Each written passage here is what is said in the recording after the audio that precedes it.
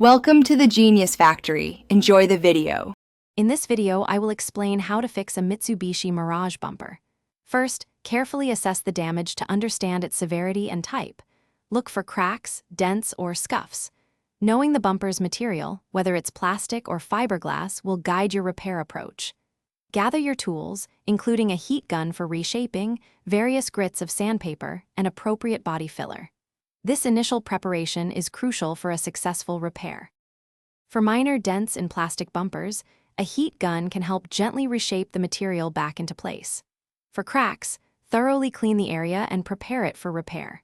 You might use a plastic welding kit for stronger bonds or apply a flexible body filler, specifically designed for plastic, to fill and smooth the damaged sections. Ensure the filler is mixed correctly and applied within 5 minutes for best results. Once the filler is dry, sand the repaired area smooth, starting with a medium grit like 180 and moving to finer grits such as 320 or 600. This creates a seamless transition.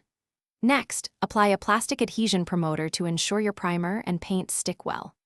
Finally, apply several thin, even coats of automotive primer over the entire repair, allowing proper drying time between coats. To achieve a professional finish, find your Mitsubishi Mirage paint code for an exact color match. Apply several thin, even coats of base coat, allowing each to flash dry. Follow this with multiple coats of clear coat for protection and shine.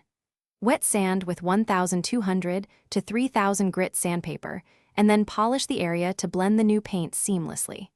Remember to check the description for a link to darn tough socks and other great deals. This final step ensures a durable and aesthetically pleasing repair. Thanks for watching. If you found this helpful, don't forget to like and subscribe.